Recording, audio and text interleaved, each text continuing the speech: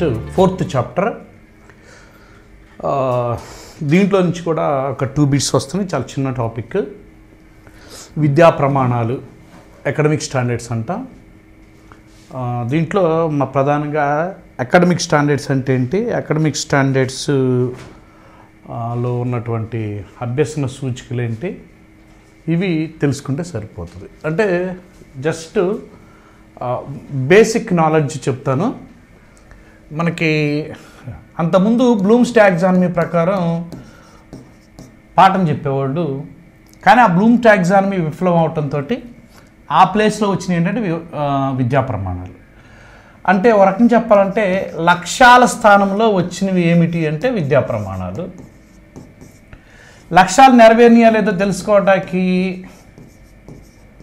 దేని ద్వారా తెలుసుకుంటామంటే స్పష్టీకరణలు. మరి విద్యా ప్రమాణాలు నెరవేర్నియా లేదా తెలుసుకోవటానికి ఏం ఉపయోగిస్తామంటే అభ్యసన సూచికలు ఉపయోగిస్తాం. ఓకేనా, రైట్. ఇక్కడ కాన్సెప్ట్ ఏంటంటే సరళీకరించబడిన లక్ష్యాలనే విద్యా ప్రమాణాలు అంటాం, లేదా లక్ష్యాల స్థానంలో వచ్చిన విద్యా ప్రమాణాలు అంటే దాదాపు సమాన అర్థంతో చూడొచ్చు. స్పష్టీకరణకి సమాన అర్థం ఏంటంటే అభ్యసన సూచికలు.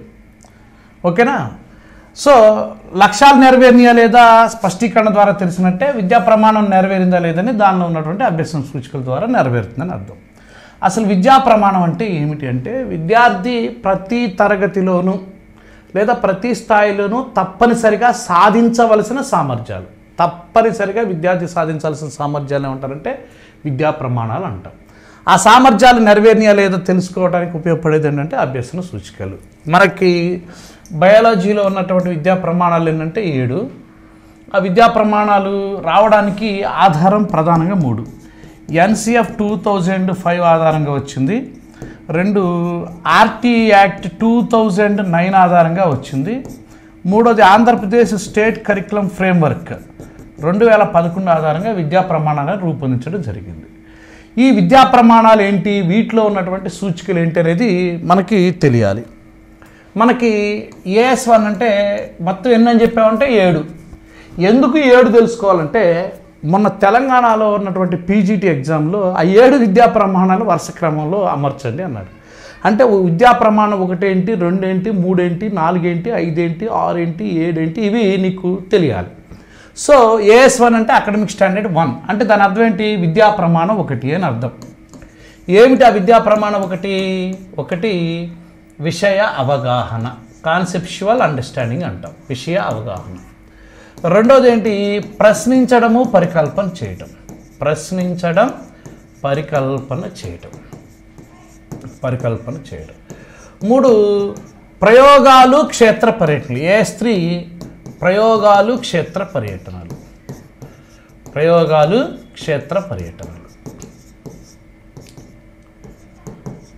4వది AS4 అనేది ప్రాజెక్టు పని సమాచార సేకరణ నైపుణ్యాలు.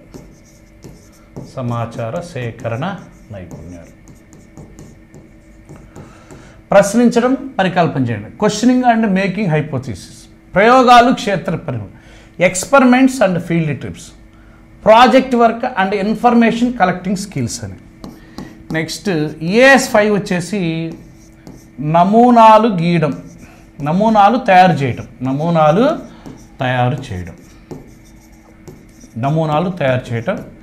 దాంతోపాటు పటాలు గీయటం అంటే చిత్రలేఖన నైపుణ్యం అంటాం కదా అది.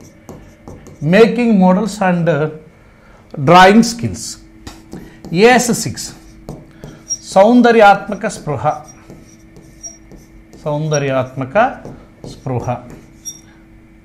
దీన్నే అభినందన అని కూడా అనొచ్చు. అభినందన లేదా ప్రశంస లేదా ప్రశంసనీయత, ఏ పదాలు వాడినా అదే అప్రిషియేషన్ అన్నమాట.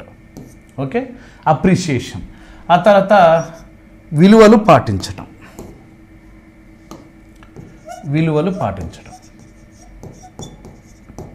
ఓకే, ఇక 7వది వచ్చేసరికి అకాడమిక్ స్టాండర్డ్ 7 వచ్చేసరికి నిత్య జీవిత వినియోగం మరియు నిత్య జీవిత వినియోగం. Application to daily life and జీవ వైవిధ్యం పట్ల సున్నితత్వాన్ని కలిగి ఉండటం. జీవ వైవిధ్యం పట్ల సున్నితత్వాన్ని కలిగి ఉండటం.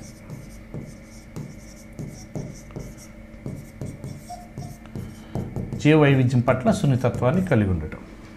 ఓకే, ఒకరు చెప్పాలంటే బయోడైవర్సిటీ, సెన్సిటివిటీ టువర్డ్స్ బయోడైవర్సిటీ. ఇప్పుడు ఈ విద్యా ప్రమాణాలు నెరవేర్నియా లేదా మనకి దేని ద్వారా తెలుస్తుంది అంటే దాంట్లో ఉన్నటువంటి విషయ సూచికల ద్వారా తెలుస్తుంది. మీకు విషయ అవగాహనలో ఏమేమి ఉంటాయంటే మీకు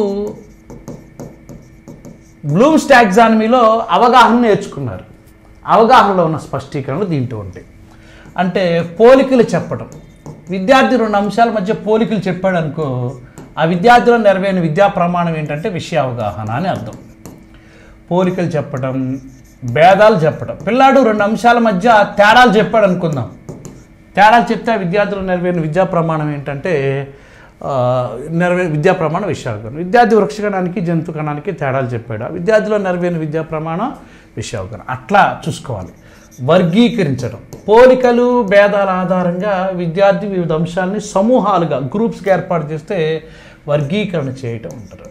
అది ఆ తర్వాత విద్యార్థి జీవులు తీసుకునే ఆహారం ఆధారంగా శాకాహారులు, మాంసాహారులు, ఉభయాహారులుగా వర్గీకరించిన ఆ విద్యార్థుల్లో నెరవేరిన విద్యా ప్రమాణం విషయ అవగాహన. అలా ఆలోచించాలి, అలా నేర్చుకోవాలి. తర్వాత పోలికలు చెప్పడం, భేదాలు చెప్పడం, వర్గీకరించడం. ఆ తర్వాత వచ్చేసరికి వ్యాఖ్యానించటం, వివరించడం చెప్దాం. ఫస్ట్ వివరించడం, ఏదైనా ఒక విషయాన్ని పిల్లాడు సొంత మాటల్లో వివరిస్తే, సొంత మాటల్లో చెప్తే దాన్ని వివరించడం. విద్యార్థి కిరణజన్య సంయోగక్రియ జరిగే విధానాన్ని వివరించాడు. విద్యార్థి మానవుల్లో శ్వాసక్రియ జరిగే విధానాన్ని వివరించాడు. విద్యార్థి జీవ పరిణామాన్ని వివరించాడు. అట్లాగనమాట. వ్యాఖ్యానించడం, పిల్లాడు పటాలని సొంత మాటల్లో చెప్తే దాన్ని ఏమంటారంటే వ్యాఖ్యానించడం అంటాం. ఏదైనా ఎక్స్ యాక్సిస్, వై యాక్సిస్ మీద తీసుకుందాం. ఇక్కడేమో temperature 0 degree centigrade, 10 degree centigrade, 20 degree centigrade, 30, 40, 50, ఇక 60, 70, 80. ఇది ఉష్ణోగ్రత తీసుకున్నాం. ఎక్స్ అక్షం మీద ఉష్ణోగ్రత. వై అక్షం మీద శ్వాసక్రియ రేటు తీసుకున్నాం. శ్వాసక్రియ రేటు.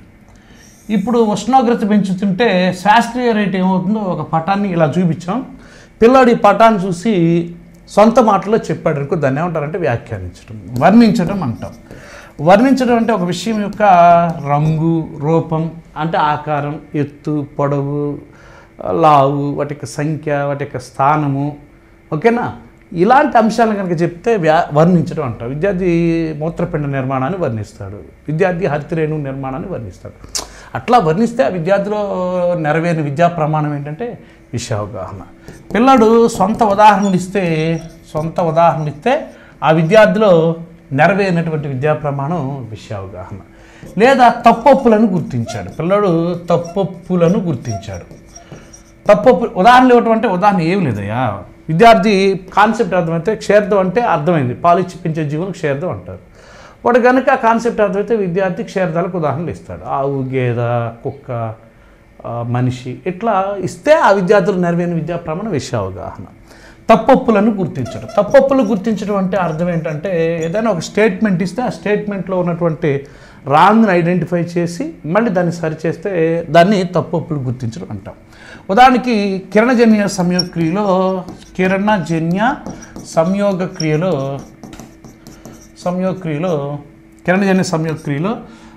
కార్బన్ డైఆక్సైడ్ వాయువు విడుదలవుతుంది. ఇది స్టేట్మెంట్, వాయువు విడుదలవుతుంది. ఇది రాంగ్ స్టేట్మెంట్. ఇందులో తప్పు ఏంటంటే కార్బన్ డైఆక్సైడ్ కాదు, కిరణజన్య సంయోగక్రియలో విడుదలయ్యే వాయువు ఏంటి? ఆక్సిజన్. సో ఈ స్టేట్మెంట్లో తప్పుని గుర్తించి ఐడెంటిఫై చేసి దాన్ని సరి చేసి మళ్ళీ రాస్తే ఆ విద్యార్థిలో నెరవేరిన విద్యా ప్రమాణం ఏంటంటే విషయ అవగాహన. నెక్స్ట్ విశ్లేషించడం. ఏదైనా ఒక విషయాన్ని విడగొట్టి కనుక చెబితే దాన్ని ఏమంటారంటే విశ్లేషించడం అంటాం. ఓకేనా. విద్యార్థి శ్వాసక్రియ జరిగే విధానాన్ని విశ్లేషిస్తాడు. ఓకేనా. అక్కడ విశ్లేషించడం అంటే వర్ణించడం అని కాదు, వివరించడం అని కాదు. ప్రతి చిన్న విషయాన్ని, ప్రతి చిన్న పాయింట్ని దృష్టిలో పెట్టుకుని డీటెయిల్డ్గా దాని గురించి చెప్తే దాన్ని ఏమంటారంటే విశ్లేషించడం అంటారు. ఉదాహరణకి శ్వాసక్రియ ఏ విధంగా జరుగుతుందో చెప్పాలనుకున్నాను. విశ్లేషిస్తాడు పిల్లడు. శ్వాసక్రియ జరిగే విధాన్ని విశ్లేషించడం. ముక్కుకి 2 రంధ్రాలు ఉంటాయి, నాసికా రంధ్రాలు అంటాం. వాటిలో తడిగా ఉంటుంది, తేమ, తర్వాత వెంట్రుకలు ఉంటాయి. పిల్లడు దీన్ని ప్రతి అంశం విడగొట్టి చెప్పాలి. వెంట్రుకలు అనేవి దుమ్ము ధూళి వెళ్ళకోకుండా కాపాడితే అక్కడ ఉన్నటువంటి మ్యూకస్ మెంబ్రేన్ దగ్గర ఉన్న తడి బయట పరిసరాల్లో ఉన్నటువంటి గాలి ఉష్ణోగ్రతను మన బాడీ టెంపరేచర్కి ఈక్వల్ చేయడానికి ఉపయోగపడుతుంది. ఇట్లా ప్రతి అంశాన్ని డీటెయిల్డ్గా చెప్తే దాన్ని ఏమంటారంటే విశ్లేషించడం అంటారు. ఆ తర్వాత నిర్వచనాలు చెప్పడం. నిర్వచనాలని పిల్లాడు సొంతగా నిర్వచనాలు ఇచ్చాడనుకో, అప్పుడు కూడా దాన్ని ఏమంటారంటే విషయ అవగాహన అనే అంటారు. ఓకే, ఏదైనా దశల్ని సరే. ఇంకోటి ఏంటంటే మానసిక చిత్రాలు ఏర్పరచుకోవటం, మెంటల్ ఇమేజెస్ అంటాం. మానసిక చిత్రాలు ఇది కొంచెం గుర్తుపెట్టుకోండి. ఇవన్నీ తెలుసులే కానీ మానసిక చిత్రాలు అంటే కొత్త అంశం, కొంచెం గుర్తుపెట్టుకోండి. మానసిక చిత్రాలు ఏర్పరచుకోవటం దేనిలోని అంశం అంటే విషయ అవగాహన. జనరల్గా చిత్రాలు అంటే మీకు పటాలు గీయటం అనుకుంటారు, అది కాదు. మనం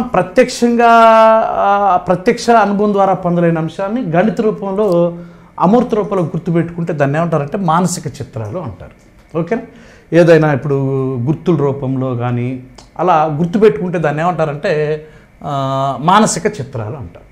ఉదాహరణకి ఇప్పుడు ఎక్కువ తక్కువ అన్నాం అనుకో, వాటిని ప్రత్యక్ష అనుభవాలు పొందలేము. అంటే ఎక్కువ తక్కువ అంటే వాటిని ఏదో ఒక గుర్తుల ద్వారా గ్రేటర్ దాను లేదా లెస్ దాను ఇట్లా గణిత రూపాల ద్వారా గుర్తుపెట్టుకుంటే దాన్ని ఏమంటారంటే విషయ అవగాహన అంటారు.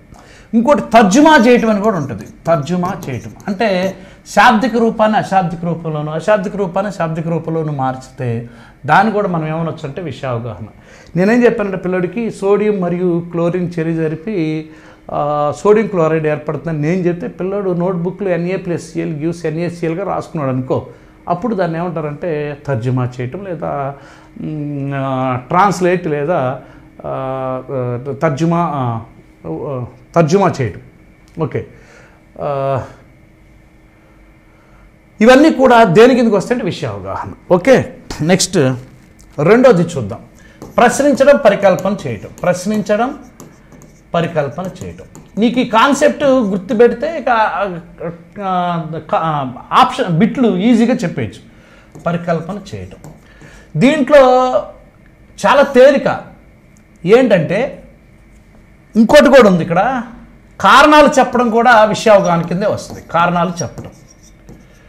విద్యార్థి ఒక అంశానికి కారణాలు చెప్పాడనుకో, దానికి అది అతనిలో నెరవేరిన విద్యా ప్రమాణం ఏంటంటే విషయ అవగాహన. సరే, ప్రశ్నించడం, పరికల్పన చేయడంలో 3 అభ్యసన సూచికలు ఉంటాయి. దీంట్లో ఇవన్నీ కూడా అభ్యసన సూచికలు.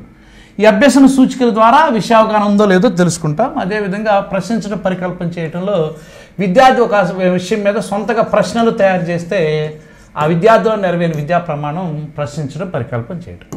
పరికల్పన చేసిన పిల్లాడు, పరికల్పన అంటే మీకు చెప్పా, పరికల్పన లేదా ప్రాకల్పన అని కూడా చెప్పా. ఏంటి పరికల్పన లేదా ప్రాకల్పన అంటే, ఏదైనా ఒక సమస్య వచ్చినప్పుడు ఆ సమస్యకు కొన్ని తాత్కాలిక పరిష్కారాలు కనుక పిల్లాడు లేదా తాత్కాలిక కారణాలు ఊహిస్తే దాన్ని పరికల్పన అంటాం. నీకు ఈ విద్యా ప్రమాణం పేరు చెబితే దాంట్లో ఉన్నటువంటి విషయ సూచికలు కూడా తెలుస్తాయి. విషయ అవగాహన అన్నాం. నీకు బ్లూమ్స్ టాక్సానమీలో ఏవైతే అవగాహనలో ఉన్నాయో అవన్నీ కూడా దీంట్లో ఉన్నాయి. పోలికలు చెప్పడం అవగాహనలో ఉంది, భేదాలు చెప్పడం అవగాహనలో, వర్గీకరించడం, వివరించడం, వ్యాఖ్యానించడం, వర్ణించడం, ఉదాహరణ ఇవ్వటం, తప్పులు గుర్తించడం, తర్జుమా చేయటం, ఇవన్నీ కూడా అవగాహనలో ఉన్నాయి. కాకపోతే విశ్లేషించడం వినియోగంలో ఉంది. ఇది ఒక కొత్త పాయింట్ నువ్వు గుర్తుపెట్టుకోవాలా. వినియోగించడం ఇది కొత్తగా వచ్చింది. నిర్వచించడం ఏమో అక్కడ జ్ఞానంలో ఉంది, ఇక్కడ అవగాహనలో పెట్టాం. కారణాలు చెప్పడం కూడా అక్కడ వినియోగం, కానీ ఇక్కడ విషయ అవగాహన కింద. మానసిక చిత్రాలు అనేది న్యూ. కాబట్టి అక్కడ అవగాహన నీకు బాగా వస్తే ఇక్కడ ఎక్స్ట్రా వచ్చిన పాయింట్లు ఏంటి? విశ్లేషించడం, నిర్వచనాలు చెప్పడం, కారణాలు చెప్పడం, మానసిక చిత్రాలు. వీటిని వరకే ఒక విడిగా ఒక చోట రాసుకో. ఎక్స్ట్రా వచ్చినాయి మిగతా అన్ని బ్లూమ్స్ టాక్సానమీలో అవగాహనలో ఉన్న అంశాలే చెప్పా. నేను చెప్పడం కాదు, ఉన్నవే. నీకు అదనంగా వచ్చినాయి ఏంటి? పిల్లడు నిర్వచించడం, కారణాలు చెప్పడం, విశ్లేషించడం, మానసిక చిత్రాలు ఏర్పరచుకోవడం. ప్రత్యక్షంగా పొందలేని అనుభవాలు గణిత రూపంలో అమూర్తంగా గుర్తుపెట్టుకుంటే దాన్ని మానసిక చిత్రాలు అంటాం. సో ఈ 4 కొత్తగా వచ్చినాయి కాబట్టి రాసుకో, అయిపోయాయి. నెక్స్ట్ చూడు, దీంట్లో ఇంకొక మూడోది కొత్తగా ఉంది. అదేంటంటే ప్రాగుక్తీకరించడం. ప్రాగుక్తీకరించడం అంటే భవిష్యత్తును ఊహిస్తే దాన్ని ఏమంటారు? ప్రాగుక్తీకరించడం. ఈ మూడు కూడా అభ్యసన సూచికలు. దేంట్లో? ప్రశ్నించడం, పరికల్పన చేయటంలో. చెప్పా ప్రాగుక్తీకరించడానికి, పరికల్పన చేయడానికి ఫస్ట్ పాఠంలో వివరంగా చెప్పా. ఇక మూడోది వచ్చేసరికి, మూడోది ఏంటంటే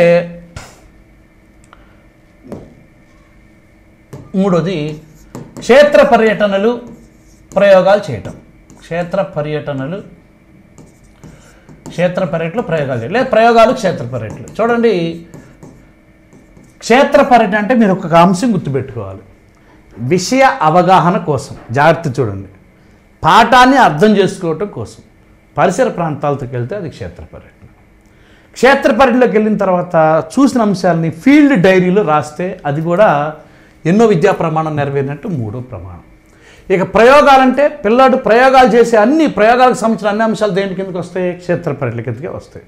పిల్లాడు ప్రయోగానికి పరికరాన్ని ఎన్నుకోవటం, ప్రయోగానికి పరికరాలను క్రమబద్ధంగా అమర్చుకోవటం, ప్రయోగాలను వేగంగా చేయటం, ప్రయోగాలు తర్వాత వేగంగా చేసిన తర్వాత పిల్లడు ప్రయోగం చేసేటప్పుడు తగు జాగ్రత్తలు తీసుకోవటం, ప్రయోగం జరిగేటప్పుడు పరిశీలన నమోదు చేసుకోవటం, ఓకేనా, ప్రయోగ ఫలితాలు విశ్లేషించటం, అనుమతి చేయటం, ఇవన్నీ కూడా దేని కిందకి వస్తాయి? క్షేత్ర పర్యటనలు, ప్రయోగాలు, క్షేత్ర పర్యటనలు. అవన్నీ అభ్యసన సూచికలు. చూడండి, నీకు విద్యా ప్రమాణం పేరు తెలిస్తే చాలు, దాంట్లో ఉన్న అభ్యసన సూచికలు ఈజీగా తెలిసిపోయాయి. ఇక నాలుగోది ప్రాజెక్టు పని సమాచార సేకరణ నైపుణ్యాలు. ప్రాజెక్టు పని, సమాచార సేకరణ నైపుణ్యాలు. పిల్లాడు ప్రాజెక్టులో పాల్గొనడం, ప్రాజెక్టు రికార్డు రాయటం కూడా నాలుగో విద్యా ప్రమాణం. ప్రాజెక్టు పని అంటే ఏంటి? ఏదైనా ఒక సమస్యను ఎన్నుకొని సహజ వాతావరణంలో కొన్ని స్టెప్స్ ఫాలో అవుతూ సహజ వాతావరణంలో సమస్యను పరిష్కరిస్తే దాన్ని ఏమంటాం? ప్రాజెక్టు పని. అది చేసిన దాన్ని మొత్తం రికార్డులో రాస్తే దాన్ని, అది కూడా ప్రాజెక్టు పని. నెక్స్ట్ సమాచార సేకరణ నైపుణ్యాలు. గుర్తుపెట్టుకో, ఏదైనా సమాచారాన్ని సేకరిస్తే ఎక్కడి నుంచి? వ్యక్తుల నుంచి కానీ, గ్రంథాలయం నుంచి కానీ, ఇంటర్నెట్ నుంచి కానీ, రెఫరెన్స్ బుక్స్ నుంచి కానీ సమాచారం సేకరిస్తే అవన్నీ కూడా ఎన్నో విద్యా ప్రమాణం 4. ఐదోది నమూనాలు చేయటం. పిల్లాడు వర్కింగ్ మోడల్స్ చేసినా, డమ్మీ మోడల్స్ చేసినా అది నమూనాలు చేయటం. మరియు చిత్రాలను గీయటం. ఈ చిత్రాలు గీయటం అంటే బొమ్మలు గీసిన ఇంకా చిత్రాలు గీయటంలో కొన్ని అంశాలు ఉంటాయి. ఏంటి అంశాలు అంటే, ఉదాహరణకి ఫ్లో చార్ట్ గీసిన, బ్లాక్ డయాగ్రామ్ గీసిన. ఫ్లో చార్ట్కి బ్లాక్ డయాగ్రామ్కి డిఫరెన్స్ ఏం లేదు. ఫ్లో చార్ట్ అంటే ఉదాహరణకి మానవుని జీర్ణ వ్యవస్థలోని భాగాలు చెప్పాలి. నోరు, ఆసికుర్హము, గ్రసని, ఆహార వాహిక, జీర్ణాశయము, ఓకేనా, ఆంత్రమూలము, చిన్న పేగు, పెద్ద పేగు, పురీషనాళం, పాయువు. ఇలా ఒకదాని తర్వాత ఒకటి రాసుకుంటూ వెళ్తే దాన్ని ఫ్లో చార్ట్ అంట. దీన్నే బ్లాక్స్లో పెడితే, బ్లాక్స్ అంటే ఏమీ లేదు, ఒక పెట్టెలోని బాక్స్లో పెడితే దాన్ని బ్లాక్ డయాగ్రామ్ అంట. ఇది తేడా. గ్రాఫులు గీసిన, అది 5వ విద్యా ప్రమాణం నెరవేరినట్టే. ఒక కార్టూన్ గీసిన ఎన్నో విద్యా ప్రమాణం నెరవేరినట్టే? 5వ విద్యా ప్రమాణం నెరవేరినట్టే. అర్థమవుతుందా? ఇది ఒక బొమ్మ గీసిన, ఫ్లో చార్ట్ గీసిన, డయాగ్రామ్ గీసిన, గ్రాఫ్ గీసిన, కార్టూన్ గీసిన, ఒక బొమ్మ గీసినాడంటే 5వ విద్యా ప్రమాణం నెరవేరినట్టే. ఓకేనా? నెక్స్ట్, ఎందుకు ముందుగా చెప్తున్నానంటే నీకు బిట్లు చేసేటప్పుడు టప వెళ్ళిపోవచ్చు, నీకు బేసిక్ నాలెడ్జ్ ఉంటే దానికోసం. నెక్స్ట్ 6వది వచ్చేసరికి సౌందర్యాత్మక స్పృహ, రాజ్యాంగ విలువలు పాటించడం. సౌందర్యాత్మక స్పృహ అంటే ప్రకృతిలో ఉన్న అందాన్ని ఆస్వాదించగలగటం. శాస్త్రవేత్తలు చేసిన కృషిని అభినందించిన, మానవుని కృషిని అభినందించిన, లేదా రాజ్యాంగ విలువలు అంటే పెద్దవాళ్ళని గౌరవించటం, శాస్త్రవేత్తలను గౌరవించటం, ఇలాంటి పద్ధతులు పాటిస్తే అతనిలో నెరవేరిన విద్యా ప్రమాణం సౌందర్యాత్మక స్పృహ. కాకపోతే వీటిలో కొన్ని అదనపు అంశాలు ఉంటాయి. ఏంటవి అంటే, పిల్లాడు నినాదాలు రాశాడు, స్లోగన్స్ రాశాడు, అది సౌందర్యాత్మక స్పృహే. కవిత రాశాడు, అది సౌందర్యాత్మక స్పృహే. పిల్లాడు ఒక నాటకం రాశాడు, అది సౌందర్యాత్మక స్పృహే. పిల్లాడు ఒక పాంప్లెట్ కరపత్రాన్ని తయారు చేశాడు, అది సౌందర్యాత్మక స్పృహ. లేదా విద్యార్థి సైన్స్ క్లబ్ కార్యక్రమాల్లో పాల్గొన్నాడు, అది సౌందర్యాత్మక స్పృహ. ఇవి అదనంగా వచ్చినాయి కాబట్టి ఇవి గుర్తుపెట్టుకో. ఇక లాస్ట్ది చూడు, 7వ విద్యా ప్రమాణం నిజ జీవిత వినియోగం. నిజ జీవిత వినియోగం మరియు మరియు జీవ వైవిధ్యం పట్ల సున్నితత్వాన్ని కలిగి ఉండటం. జీవ వైవిధ్యం పట్ల సున్నితత్వాన్ని కలిగి ఉండటం. నిజ జీవిత వినియోగం అంటే పిల్లడు క్లాస్ రూమ్లో నేర్చుకుని నిజ జీవితంలో వాడుకుంటే అది 7వ విద్యా ప్రమాణం నెరవేరినట్టే. మనం ఏదో ఆమ్లాలు క్షారాలు పాఠం 7వ తరగతికి నేర్పాం. మనం బయాలజీ టీచర్ అయినా 6-7కి పాఠాలు చెప్పాల్సిందే, 6-7 ఫిజిక్స్ పాఠాలు చెప్పాల్సిందే, 6-7 సైన్స్ మనం డీల్ చేయాల్సిందే. ఓకేనా? నేను బయాలజీ టీచర్ని, నేను 6-7 ఫిజిక్స్ పాఠాలు చెప్తానంటే ఎందుకు చెప్తాను అని అడగకూడదు, చెప్పాల్సిందే. ఆమ్లాలు క్షారాలు పాఠం చెప్పావు. ఏంటది? ఆమ్లం వల్ల కాలితే క్షారం వేసి తటస్థీకరిస్తాం, క్షారం వల్ల కాలితే ఆమ్లం వేసి తటస్థీకరిస్తాం, అది కామన్. మనకి ఏదో తేలు కుట్టింది, ఓకే? తేలు కుట్టినప్పుడు ఆ విషయాన్ని మన విరుగుడి కోసం మనం ఏం చేస్తామంటే చింతపిక్కని అరగదీస్తుంది, అంటే టార్టారిక్ ఆమ్లం ఉంటుంది, పెట్టి రాస్తే తగ్గిపోతుంది. అది క్లాస్ రూమ్లో మనం నేర్చుకున్నాం, పిల్లడికి నేర్పాం. పిల్లాడు ఇంటికి వెళ్ళి తేలు కుట్టినప్పుడు చింతపిక్కని అరగదీసి విషయానికి విరుగుడు కనుక చేయగలిగితే అప్పుడు వాడికి 7వ విద్యా ప్రమాణం నెరవేరినట్టు. జీవ వైవిధ్యం, బయోడైవర్సిటీ, ఇది అర్థమైతే నీకు దాంట్లో ఉన్న అంశాలు అర్థమవుతాయి. ఏంటి చూడండి, ప్రకృతి అనేది నిర్జీవ అంశాలతో ఏర్పడింది, జీవాంశాలతో ఏర్పడింది. నిర్జీవ అంశాలు అంటే ఏంటి? గాలి, నీరు, ఓకేనా? గాలి, నీరు, ఇంకా మనం ఏం చెప్పుకుంటాం, నేల, ఇవి. జీవాంశాలు అంటే ఏంటి? మొక్కలు, జంతువులు. ఇప్పుడు పిల్లడు గాలిని సంరక్షించిన, నీటిని సంరక్షించిన, నేటిని సంరక్షించిన 7వ విద్యా ప్రమాణం నెరవేరినట్టు. విద్యార్థి మొక్కలను అంతరించిపోయే మొక్కలు సంరక్షించిన, అంతరించిపోయే జంతువులు సంరక్షించిన 7వ విద్యా ప్రమాణం నెరవేరినట్టు. అంటే పిల్లడికి ప్రకృతి వనరుల్ని కాపాడాలి. అది నిర్జీవాంశం కావచ్చు, సజీవాంశం కావచ్చు. ప్రకృతి తనకి మాత్రమే సొంతం కాదని, ప్రకృతిలో తనే ఒక భాగమని అతను అర్థం చేసుకుని అన్ని జీవుల సంరక్షణ కోసం పాటుపడితే అతనిలో 7వ విద్యా ప్రమాణం నెరవేరినట్టు. ఓకే, ఇప్పుడు ఆన్సర్లు టక టక టక చేద్దరు కానీ చూడండి. జీవశాస్త్రంలో విద్యా ప్రమాణాల సంఖ్య ఎన్ని? 7. ఆప్షన్ 3. నెక్స్ట్, విద్యా ప్రమాణాల రూపకల్పనకు ఆధారం NCF 2005 ఆధారమే, రైట్ టు ఎడ్యుకేషన్ యాక్ట్ విద్యా హక్కు చట్టం 2009 ఆధారమే, APSCF Andhra Pradesh state curriculum framework 2011 కూడా ఆధారమే. అంటే ABC, ఆప్షన్ 3. జీవశాస్త్రంలో 6వ విద్యా ప్రమాణం. 6వ విద్యా ప్రమాణం చూడు, ఏంటి 6వ విద్యా ప్రమాణం? సౌందర్యాత్మక స్పృహ, రాజ్యాంగ విలువలని పాటించటం. సో ఎక్కడుందో చూసుకోండి, అది విలువలు కాతే సౌందర్యాత్మక స్పృహ, విలువలు పాటించడం రివర్స్లో ఇచ్చాం. ఇది ప్రాజెక్టు పనులు, సమాచార సేకరణ 4వది, విలువలు సౌందర్యాత్మక స్పృహ 6వది, నిత్య జీవిత వినియోగం జీవ వైవిధ్యం పట్ల సున్నితత్వాన్ని కలిగి ఉంటే 7, పటాలు గీయటం 5. మనకు అడిగింది ఏంటి? 6వది. 6వ విద్యా ప్రమాణం అంటే విలువలు సౌందర్యాత్మక స్పృహ. నెక్స్ట్, జీవశాస్త్రంలో 7వ విద్యా ప్రమాణం ఇప్పుడే చెప్పా, సేమ్ అదే క్వశ్చను. ప్రాజెక్టు పనులు 4, విలువలు 6, నిజ జీవిత వినియోగం 7, పటాలు గీయటం 5. ఇప్పుడు ఏమడిగాం? 7వ విద్యా ప్రమాణం అడిగాం కాబట్టి చూడు, ప్రాజెక్టు పనులు 4, విలువలు 6, నిజ జీవిత వినియోగం 7, పటాలు గీయటం 5. అడిగింది 7 కాబట్టి ఆప్షన్ 3. ప్రకృతి మానవుడికి మాత్రమే సొంతం కాదని, దానిలో మానవుడు ఒక భాగం మాత్రమే గ్రహించిన ఎస్తేర్ రాణిలో నెరవేరే విద్యా ప్రమాణం ఎన్నోది అంటే 7వది. ఇప్పుడే చెప్పా, ఏం చెప్పాను చూడు. ఇక్కడ చెప్పినప్పుడు మనిషి ఏం చేస్తాడు? జీవ వైవిధ్యం అంటే నిర్జీవాంశాలని సజీవాంశాలు అన్నింటినీ కాపాడుతాడు. తన ఒక్కడికే ఈ ప్రకృతి మొత్తం సొంతంగా తనలో ఒక భాగమని పిల్లవాడు భావిస్తే అప్పుడు ఆ విద్యార్థిలో నెరవేరిన విద్యా ప్రమాణం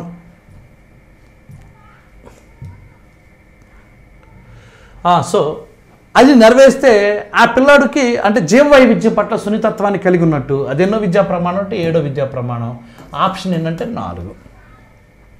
నెక్స్ట్, సరైన ప్రవచనం. విద్యార్థులు తప్పనిసరిగా సాధించవలసిన సామర్థ్యాన్ని విద్యా ప్రమాణాలు అంటారు. రైటే, అదే చెప్పింది, విద్యార్థి తప్పనిసరిగా సాధించాల్సిన సామర్థ్యం. విద్యా ప్రమాణం నెరవేరిందా లేదనేది అభ్యసన సూచికల ద్వారా తెలుసుకుంటాం. ఇదే ఇందాక చెప్పింది. ఒక విద్యా ప్రమాణం నెరవేరిందా లేదా దేని ద్వారా తెలుసుకుంటాం? అభ్యసన సూచిక. విద్యార్థి నిష్పాదన చేయగలిగిన అంశాన్ని సామర్థ్యాన్ని సూచించేదే అభ్యసన సూచిక. పిల్లాడు ఏం చేస్తాడు అంటే స్పష్టీకరణే. ఒక రకంగా చెప్పాలంటే పోలికలు చెప్తాడా లేదా, భేదాలు చెప్తాడా లేదా, అలా వాడి యొక్క నిష్పాదన చేయగలిగిన అంశాన్ని సూచించేది అభ్యసన సూచిక. కాబట్టి ఏబిసి రైట్ ఆన్సర్. రెండవ విద్యా ప్రమాణానికి సంబంధించిన అభ్యసన సూచిక. రెండవ విద్యా ప్రమాణం ఏంటి? ప్రశ్నించడం, పరికల్పన చేయటం. ప్రశ్నించడం, పరికల్పన చేయటం. ఈ రెండవ విద్యా ప్రమాణం కనుక జాగ్రత్తగా గమనిస్తే దాంట్లోనే అభ్యసన సూచికలు ఉంటాయి. ఒకటేంటిది? ప్రశ్నించటం. రెండోది ఏంటిది? పరికల్పన చేయటం. మూడోది కూడా ఎక్స్ట్రా వచ్చింది. ఏంటిది అది? ఒకటి ఎక్స్ట్రా వచ్చిందని చెప్పా, అది ప్రాగుక్తీకరించడం. ఈ మూడు కూడా దానిలో ఉన్న అభ్యసన సూచికలే. చూద్దాం. ప్రశ్నలు అడగటం. విద్యార్థి ప్రశ్నలు అడిగాడు, అది ఎన్నో విద్యా ప్రమాణం? రెండే. ప్రాగుక్తీకరించడం రెండే. రెండు. ప్రాకల్పన చేయటం, ఇదిగో పరికల్పన చేయటం లేదా ప్రాకల్పన చేయటం. మూడోది ప్రాగుక్తి. ఈ మూడు కూడా అభ్యసన సూచికలే. కానీ ఏమన్నాడు? సంబంధించనిది అన్నాడు, విశ్లేషించడం కాదు. ఓకేనా? రైట్. కాబట్టి ఆప్షన్ ఏమవుతుందంటే సంబంధించిన అభ్యసన సూచిక ఏంటంటే 4. రైట్. జాగ్రత్త చూడండి. సరి అయిన జత. విషయాన్ని విశ్లేషించడం విషయావగాహన అన్నాడు. ప్రయోగ ఫలితాలను విశ్లేషించడం ప్రయోగాల క్షేత్ర పర్యటన అన్నాడు. సమాచార పట్టికలను విశ్లేషించడం సమాచార సేకరణ నైపుణ్యాలు ప్రాజెక్టు పని అన్నాడు. చూడండి, అన్నిట్లో విశ్లేషించడం ఉంది, కానీ కాన్సెప్ట్లో తేడా ఉంది. విషయాన్ని విశ్లేషిస్తే విషయ అవగాహన, ఫస్టే చెప్పాను. ప్రయోగ ఫలితాలను విశ్లేషిస్తే ప్రయోగాలు క్షేత్ర పర్యటనలు. ఇంతక సమాచారం ఉంది కదా, సమాచార 4వది ఏంటంటే ప్రాజెక్టు పని సమాచార సేకరణ నైపుణ్యాలు. సమాచారం సేకరించి పిల్లడు ఆ సేకరించిన సమాచారాన్ని పట్టికల్లో ఇమిడ్చి ఆ పట్టికని విశ్లేషిస్తే అప్పుడు సమాచార సేకరణ నైపుణ్యం ప్రాజెక్టు పనులు అంటాం. సో సమాచార పట్టికలు విశ్లేషిస్తున్నాడు కాబట్టి సమాచార సేకరణ నైపుణ్యాలు. జాగ్రత్త చూసుకోండి, అన్నింటిలో విశ్లేషణ ఉంది. దేన్ని విశ్లేషిస్తున్నాడు అనేది కాన్సెప్ట్. విషయాన్ని విశ్లేషిస్తే విషయ అవగాహన, ప్రయోగ ఫలితాలను విశ్లేషిస్తే ప్రయోగాలు క్షేత్ర పర్యటనలు దాంట్లో ఉంది. సమాచార పట్టికలు విశ్లేషిస్తే సమాచార సేకరణ నైపుణ్యాలు. 3 జతలు సరైనవే. కాబట్టి యువర్ ఆప్షన్ ఈజ్ 4. ఏ అనే విద్యార్థి ఉమ్మెత్త పుష్పం గీశాడు. ఏ అనే పిల్లాడు ఉమ్మెత్త పుష్పం గీశాడు. ఉమ్మెత్త పుష్పం గీయటం అనేది ఎన్నో విద్యా ప్రమాణం? 5. బి అనే విద్యార్థి ద్రవాభిసరణ ప్రయోగం నిర్వహించాడు. పిల్లడు ప్రయోగాలు క్షేత్ర పర్యటనలు ఎన్నో విద్యా ప్రమాణం? 3వది. బి అనే విద్యార్థి ప్రయోగాలు క్షేత్ర పర్యటనలు ఎన్నో విద్యా ప్రమాణం? 3. సి విద్యార్థి అంతఃస్రావ్య గ్రంథులపై కొన్ని ప్రశ్నలు తయారు చేశాడు. పిల్లాడు ప్రశ్నలు తయారు చేశాడు కాబట్టి విద్యార్థులు నెరవేరిన విద్యా ప్రమాణం 2. ఇప్పుడు చూడండి, వారు సాధించిన విద్యా ప్రమాణాలు వరుసగా 5, 3, 2 ఏబిసి. A5 ఓకే, ఇది కూడా కాదు. A3 ఇచ్చాడు కాబట్టి A5 రైటే, A5 రైటే, B3 రైటే, C2 రైటే. ఇక మళ్ళీ సేమ్ ఆప్షన్స్ రిపీట్ అయినట్టున్నాయి. ఇది 2గా ఇది 3గా మార్చుకోండి. మీకు తెలుసు కదా ఆన్సర్, కాబట్టి ఆప్షన్ ఏంటి? 2. ఓకేనా? రైట్. నెక్స్ట్, విద్యార్థి జీవావరణ పిరమిడ్ నమూనాను తయారు చేశాడు. నమూనాలు తయారు చేస్తే ఎన్నో విద్యా ప్రమాణం? 5వ విద్యా ప్రమాణం. ఎక్కడుంది ఆప్షను? ఇది. సో ఇది అందుకనే కాన్సెప్ట్ అర్థమైతే నీకు ఆప్షన్స్ ఆన్సర్ చెప్ప టక్క ఈజీ. అందుకనే ఫస్ట్ మీకు బ్రీఫ్ ఇంట్రడక్షన్ ఇచ్చింది.